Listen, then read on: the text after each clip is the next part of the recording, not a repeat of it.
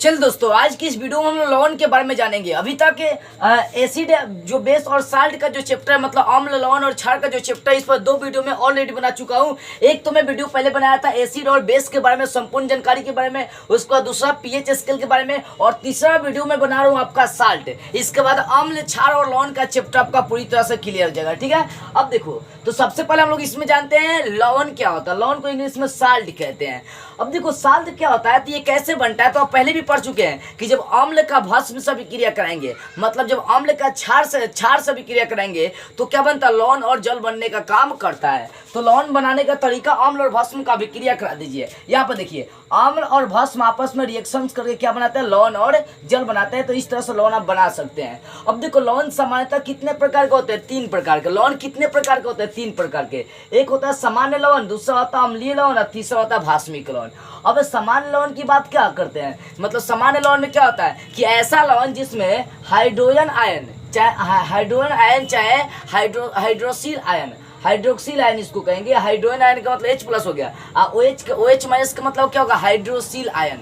यानी ऐसा लवण जिसमें न तो H+ आयन पाई जाती है और नहीं OH- आयन पाई जाती है, उससे हम लोग क्या कहेंगे, सामान्य लवण। जैसे एग्जांपल के तौर पर देखिए, NaCl मतलब नमक हो गया, KCl इसमें कहाँ है, H चाहे OH- इसमें मौजूद नहीं है। तो ऐसा लवण जिसमें न तो H+ आयन पाई जाती है और न ही OH- आयन पाई जाती है, उसे हम लोग क्या कहेंगे, उसे कहेंगे सामान्य लवण। ठीक है, अब दूसरा देखिए, दूसरा अम्लीय लवण होता है। अम्लीय लवण में क्या होता है कि अम्लीय लवण में ध्यान देने वाली बात आ जाएगी आपके, ठीक है ना। अम्लीय लवण में H+ आयन को धातु द्वारा विस्थापित करके बनाएंगे जो लवण, वही आपका क्या बनेगा, अम्लीय लवण। ठीक है ना। देखो, मतलब कहने का मतलब है कि जब धातु द्वारा, मतलब एक ऐसा अम्ल जिसको धातु द्वारा उसमें हाइड्रोजन को विस्थापित कर देते हैं, H+ आयन को विस्थापित कर देते हैं, तो वहां पर जो लवण बनेगा उस लवण को हम लोग क्या कहेंगे, अम्लीय लवण कहते हैं। यानी ध्यान दीजिए, यहाँ पर एग्जाम्पल के माध्यम से समझिए। देखिए, ये सल्फ्यूरिक अम्ल है या NaOH है, तो यहाँ धातु के द्वारा हाइड्रोजन को विस्थापित कर देंगे, H+ आयन को हटाने का काम करेंगे। तो ध्यान दीजिए, NaOH है ना, NaOH। तो यहाँ पर क्या करेंगे, जो धातु Na है ये क्या करेगा, यहाँ से एक हाइड्रोजन को हटा देगा और उसको सबका स्थान लेगा, मतलब हाइड्रोजन को विस्थापित करने का काम कर रहा है। तो धातु अम्ल से हाइड्रोजन को विस्थापित करके एक लवण बनाएगा, जिसे हम लोग क्या कहेंगे, अम्लीय लवण कहते हैं। तो यहाँ पर NaOH आपका क्या है, NaOH आपका सोडियम हाइड्रोक्साइड है। ये क्या है, तो क्षार का भी काम करेगा। तो अम्लीय लवण में होता क्या है कि H+ आयन को किसके माध्यम से विस्थापित करेंगे, तो धातु के माध्यम से हम लोग विस्थापित करने का काम करते हैं। तो H2SO4 आपका एक अम्ल है। यहाँ पर सोडियम हाइड्रोक्साइड का जो Na है ये क्या करेगा, हाइड्रोजन को विस्थापित कर देगा और यहाँ पर एक लवण बनाएगा। इसे लवण को हम लोग कहते हैं अम्लीय लवण कहते हैं।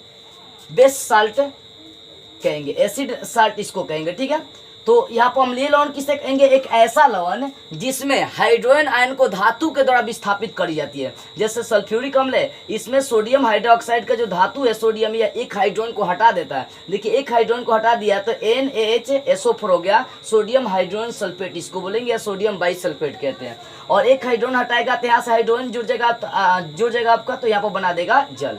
तो जिसमें क्या होता है कि ऐसा लवण या ऐसा धातु जो हाइड्रोजन के आयन को विस्थापित करता है, हटाता है, उससे हम लोग बोलेंगे अम्लीय लवण कहते हैं। तो यहाँ पर सामान्य लवण में था कि एक ऐसा लवण जिसमें न तो हाइड्रोजन आयन पाई जाती है और न ही हाइड्रोक्सिल आयन पाई जाती है, मतलब न तो H+ आयन और न ही OH- आयन पाई जाए। ठीक है, और अम्लीय लवण में क्या है कि धातु क्या करेगा, अम्ल के एक हाइड्रोजन को हटाने का काम करेगा, विस्थापित करने का काम करेगा। तो ऐसे लवण को हम लोग कहते हैं अम्लीय लवण। और तीसरा का लवण होता है वो होता है आपका भास्मिक लवण। यहाँ पर क्या होगा कि यहाँ जो भी आपका भस्म होगा, जो भी आप अम्ल लेकर चलेंगे, ठीक है, यहाँ पर क्या होगा, जो भी आपका भस्म होगा उसको अम्ल विस्थापित करने का काम करेगा। जैसे H2SO4 और NaOH आपका है, तो यहाँ पर भास्मिक लवण में आपको क्या होगा कि जो भी आपके पास अम्ल है, चाहे हाइड्रोक्सिल समूह है, उसको अम्ल विस्थापित करेगा। यहाँ पर था आपका कि एक धातु था, धातु क्या कर रहा था, अम्ल में सर H+ आयन विस्थापित करने का काम कर रहा था।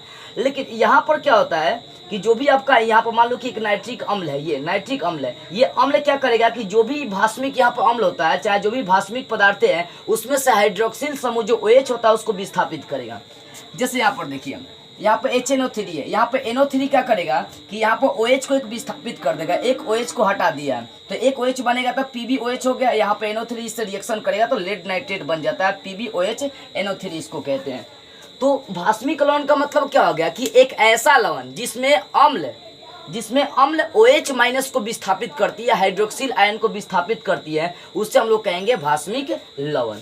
तो एक बार समझ लीजिए, सामान्य लवण का मतलब जिसमें ना तो H+ आयन पाई जाती है और ना ही OH माइनस आयन पाई जाती है। जैसे एग्जांपल में आपका NaCl, KCl, Na2SO4 है आपका। और अम्लीय लवण में एक ऐसा लवण जिसमें धातु अम्ल के हाइड्रोजन को विस्थापित कर देगा, उससे अम्लीय लवण कहते हैं। अब भास्मिक लवण क्या होता है कि एक ऐसा लवण जिसमें अम्ल, भास्मिक लवण के जिसमें अम्ल क्या करेगा, एक ऐसा लवण जिसमें अम्ल, ये HNO3 नाइट्रिक अम्ल है, तो एक अम्ल क्या करेगा, OH minus ion hydroxyl ion को विस्थापित करने का काम करेगा, उससे हम लोग क्या कहेंगे, उससे भास्मिक लवण कहते हैं। इसके बाद हम लोग जानेंगे कुछ लवण जो उपयोग होती है उसके बारे में हम लोग जानेंगे।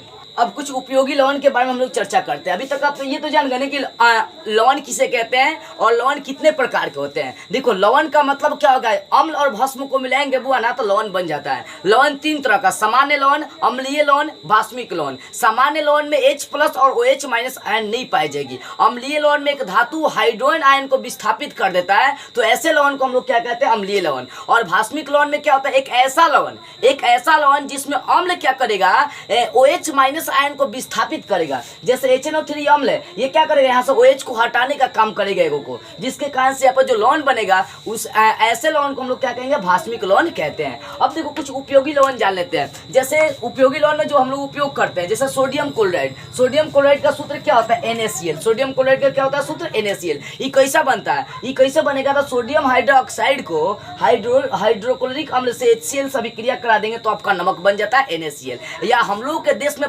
95% जो है ना समुद्र से क्या कर जाते हैं, नमक प्राप्त कर जाती है, ठीक है ना। 95% नमक प्राप्त कर जाती है समुद्र से। आप बनाने के लिए बना भी सकते हैं, ठीक है ना। तो सोडियम हाइड्रोक्साइड आपके पास होनी चाहिए NaOH।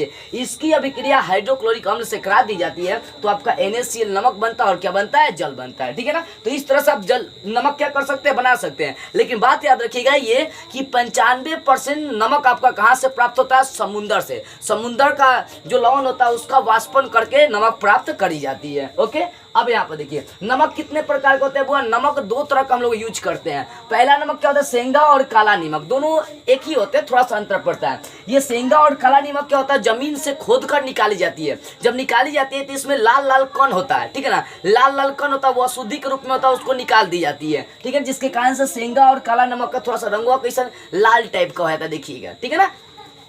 तो नमक 2 तरह के, एक सेंगा और काला नमक है, दूसरा आयोडीन युक्त नमक होता है। तो आयोडीन युक्त नमक क्या होता है कि जो साधारण नमक होता है, जो समुद्र से नमक प्राप्त करी जाती है, चाहे जो नमक बनाई जाती है, उस नमक में आयोडीन मिला दी जाती है, या मतलब या तो उस नमक में क्या मिला है, Ki मिला दीजिए, चाहे KiO3 मिला दीजिए, मतलब पोटेशियम आयोडाइड, चाहे पोटेशियम आयोट्रेट भी मिला सकते हैं, KiO3 भी मिला सकते हैं आप, ठीक है ना। तो साधारण नमक में, ये साधारण जो नमक होता है उसमें Ki मिला दीजिए, चाहे KiO3 मिला दीजिए, तो आपका वो कौन सा नमक हो जाएगा, आयोडीन युक्त नमक हो जाएगा। देखो एक क्वेश्चन हमेशा ऑब्जेक्टिव में पूछता है कि घेघा रोग किसकी कमी के कारण होता है, आयोडीन की कमी से घेघा रोग उत्पन्न होता है। इसी कारण से नमक में आयोडीन मिला दी जाती है ताकि आप में आयोडीन की कमी नहीं हो, हाई जो घेघवा होता है वो घेघ नहीं निकले। तो पूछ सकता है कि घेघा रोग किसकी कमी से उत्पन्न होता है, तो याद रखिएगा आयोडीन की कमी से कौन सा रोग उत्पन्न होता है, घेघा रोग होता है। तो नमक 2 तरह के, सेंगा और काला। ये सेंगा और काला नमक धरती के अंदर से खोद कर निकाली जाती है। आयोडीन युक्त नमक क्या होता है कि साधारण नमक में Ki चाहे KiO3 मिला दी जाती है तो आपका बन जाता है आयोडीन युक्त नमक, ठीक है। अब देखिए, तो नमक के बारे में आप जान गए। अब दूसरा आता है हम लोग सोडियम हाइड्रोक्साइड। अब ये क्या है बुआ, ये कैसे बनता है ये भी देखिए। देखो सोडियम हाइड्रोक्साइड का सूत्र होता है NaOH।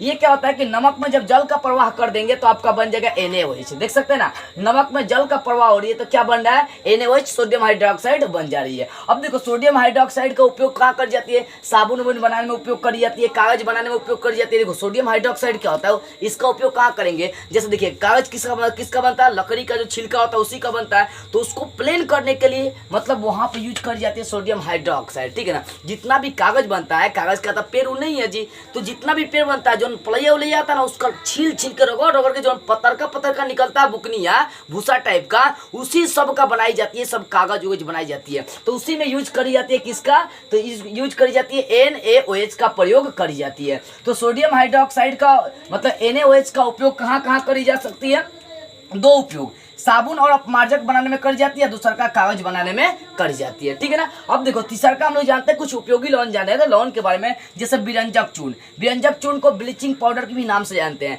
इसका मेन काम होता है, पहले जब कुआं हुआ करता था ना, मतलब पहले तो कल नहीं था ना, जरा कल नहीं था, कुआं ही चलता था, बाल्टी से पानी निकाली जाती थी। तो देखो बुआ, पहले जो कुआं चलता था उसमें हमेशा ब्लीचिंग पाउडर मार दी जाती थी, मतलब विरंजक चूर्ण मारी जाती थी, इसलिए ताकि जितना कीटाणुओं में है ना वो सब ससुरी मर जाए। आने तो वह सब पिएगा तो लोगों क्या करेगा, मुँह चियार देगा सब। तो कीटाणु को मारने के लिए, मतलब पिलुआ उलुआ को, कीड़ा मकोड़ा का मारने के लिए किसका उपयोग करी जाती है, विरंजक चूर्ण का। अब आसपास यदि नल हो तो क्या करिएगा, अगर मान लो कि कचरा हो गया है तो उसमें विरंजक चूर्ण मारते रहिएगा। विरंजक चूर्ण मारने से होगा क्या, विरंजक चूर्ण मारने से जितना कीटाणुआ होता है ना वो सब मर जाएगा, याद रखिएगा। तो विरंजक चूर्ण का सूत्र CaOCl2, इसको ब्लीचिंग पाउडर के नाम से हम लोग जानते हैं। बहुत इंपॉर्टेंट है, कई बार इससे संबंधित क्वेश्चन भी करता है। अब देखो विरंजक चूर्ण कैसे बनता है, यहाँ पर फोकस करते हैं। देखो बुआ, जो शुष्क बुझा हुआ चूना होता है, मतलब जो भाखड़ा चूना होता है, CaOH2,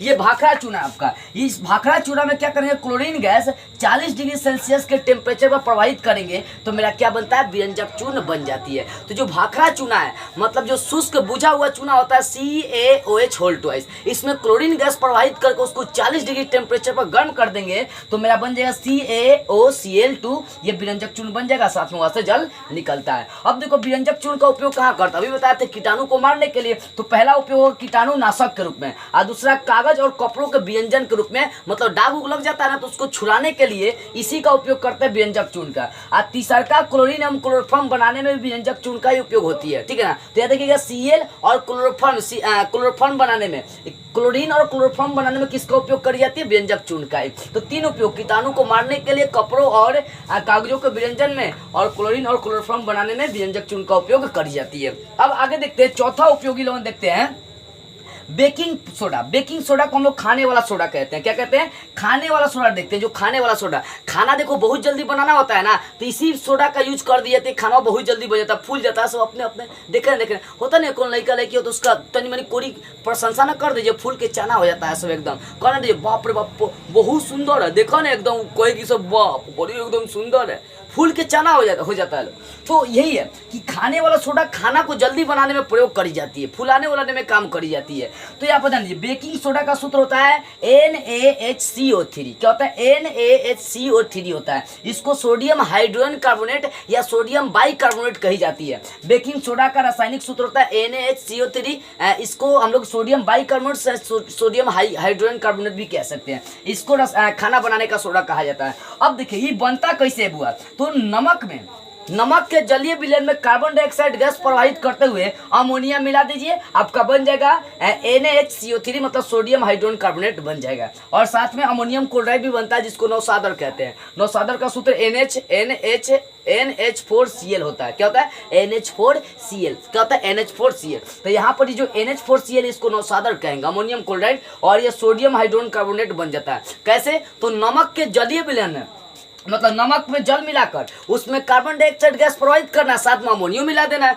तो वही है, नमक के जलीय विलयन में कार्बन डाइऑक्साइड गैस प्रवाहित करते हुए अमोनिया मिला देंगे तो वहां पर बन जाएगा आपका सोडियम हाइड्रोजन कार्बोनेट, मतलब खाने वाला सोडा बन जाती है। ठीक है ना। अब देखो खाने वाले सोडा का उपयोग क्या क्या, तो सबसे पहले का उपयोग बेकिंग पाउडर बनाने में होता है। किसका, बेकिंग पाउडर बनाने में। ठीक है ना। देखो बेकिंग पाउडर कैसे बनता है, बेकिंग पाउडर बनाने में जो बेकिंग सोडा होता है और ये टार्टरिक अम्ल, दोनों क्या होता है, मिल जाते हैं। दोनों क्या होते हैं, बेकिंग सोडा और ये बेकिंग सोडा और ये आपका क्या होता है कि टार्टरिक अम्ल, दोनों मिलकर क्या बनाता है, बेकिंग पाउडर। तो याद देखिएगा, बेकिंग सोडा का उपयोग बेकिंग पाउडर बनाने के लिए करी जाती है। उसमें बेकिंग सोडा और क्या होता है, टार्टरिक अम्ल होता है। दूसरा का उपयोग यह एंटासिड का काम करता है। मतलब क्या होता है, जब पेट उट में गैस बन जाता है ना, तो उस गैस को, उस अम्लीयता को कम करने के लिए हम लोग इसका उपयोग करते हैं NaHCO3, चाहे मैग्नीशियम हाइड्रोक्साइड का भी उपयोग करते हैं। मतलब क्या करता है कि जब पेट में होता नहीं, कभी कल बताए नहीं थे अम्ल में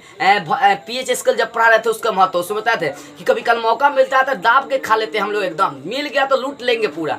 खाने का रीजन होता है भाई, नहीं पचेगा तो अम्लीयता उसकी बढ़ जाएगी, पूरा एकदम गैस बना देगा, पेट खराब होने लगेगा। उसकी अम्लीयता कम करने के लिए एंटासिड का प्रयोग करते हैं, तो मैग्नीशियम हाइड्रोक्साइड यूज करिए और नहीं तो सोडियम बाइकार्बोनेट का यूज करिए, ये दोनों एंटासिड का काम करता है। तो यह एंटासिड का काम करता है, मतलब पेट की अम्लीयता कम करने का काम करता है। और तीसरा का अग्निशमक में इस्तेमाल करते हैं, इसका सोडियम बाइकार्बोनेट का अग्निशमक में इस्तेमाल करी जाती है। देखो अग्निशमक में क्या होता है, तो यही सोडियम बाइकार्बोनेट और सल्फ्यूरिक अम्ल होता है। अब जैसे वो डिब्बा के रूप में जैसे घुंडिया डालेंगे ना, घुंडिया दाबेंगे तो वहां से आपस में अभिक्रिया करके कार्बन डाइऑक्साइड जल्दी निकलता है और निकल कर वो आग बुझाने का काम करता है। तो देखिएगा टाउन में जाइएगा तो हर बिल्डिंगों में टांगल रहता है। आप बिल्डिंग तो छोड़िए, टाउन में जाइए तो हर टेम्पुल से लेकर ऑटो जितना भी मतलब गाड़ी होता है उसमें जरूर होता है। आग लग जाएगा तो उसको बुझाने का काम करता है। क्यों? क्योंकि ये एक छोटा सा बोतल टाइप का होता है, ठीक है ना। उसमें क्या होता है, उसी में ये सोडियम हाइड्रोजन कार्बोनेट और सल्फ्यूरिक अम्ल होता है, दोनों का मिश्रण रहता है। घुंडिया के जैसे दबाएंगे ना, वो दोनों रिएक्शन करके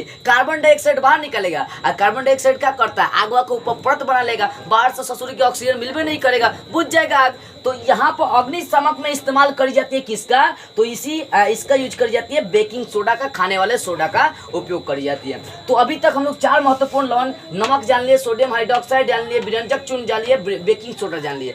अभी खाने वाला सोडा हो गया, अब जैसा धोने वाला सोडा देख लेते हैं और प्लास्टर ऑफ पेरिस भी देख लेते हैं, ठीक है। ये 2 लवण और महत्वपूर्ण है, जरा सा इनके बारे में हम लोग जान लेते हैं। अब देखिए धोने वाला सोडा, देखिए धोने वाला सोडा कैसे बनता है। अभी तक आप खाने वाला सोडा जान चुके हैं। अब ये 5वां लवण सोडियम कार्बोनेट, जिसका सूत्र होता है Na2CO3 × 10H2O। क्या 10H2O, ये जो सूत्र ये किसका है, धोने वाले सोडा का है। खाने वाले सोडा का सूत्र क्या था, बेकिंग सोडा था, NaHCO3 था, लेकिन यहाँ पर धोने वाले सोडा का सूत्र ये होता है। अब देखिए बनता कैसे है, तो जो सोडियम कार्बोनेट होता है उसका क्या करना है, क्रिस्टलीकरण करना है, मतलब उसमें जल की मात्रा मिलाकर अभिक्रिया कर देना है। जल की 10 मात्रा मिलाकर अभिक्रिया करा दी गई, तो Na2CO3 × 10H2O बन गया। तो ये क्या बन गया आपका, ये बन गया धोने वाला सोडा। तो सोडियम कार्बोनेट की अभिक्रिया जल से करा देना, जल के 10 अणु से करा देना, तो आपका बन जाएगा धोने वाला सोडा। अब देखो धोने वाले सोडा का उपयोग कहाँ कहाँ करी जाती है, कांच, साबुन, चाहे कागज के उद्योगों में, जहाँ ये उद्योग मतलब फैक्ट्रिया है वहां पर इन सभी का उपयोग करी जाती है। इसको बनाने में, कांच को, कागज को और साबुन को बनाने में इसका उपयोग करी जाती है सोडियम कार्बोनेट की, ठीक है। और घरों की साफ सफाई में भी सोडियम कार्बोनेट का उपयोग करी जाती है। और जल की जो कठोरता होती है उसको, मतलब जल कचरा है, उस सब कचरा को दूर करने का काम कौन करती है, सोडियम कार्बोनेट। जैसे आप देखिएगा कपड़ा मैल हो जाता है, कपड़ा मैल हो जाती है तो आखिर उसमें सरफ चाहे उसमें साबुन से क्यों रगड़ा जाता है उसको, रीजन क्या है, इसका रीजन यही है क्योंकि जो ये सोडियम कार्बोनेट है ये जल की कठोरता को, जल की गंदगी को दूर करने का काम करता है। तो ये जल की अस्थायी कठोरता को दूर करने का काम करता है सोडियम कार्बोनेट, ठीक है। अब अंतिम लवण, छठा लवण देख लेते हैं हम लोग, प्लास्टर ऑफ पेरिस, जिसका सूत्र होता है CaSO4 × 12H2O। क्या, CaSO4 × 12H2O। देखो इसका हम लोग के दैनिक जीवन में बहुत ज्यादा उपयोग है।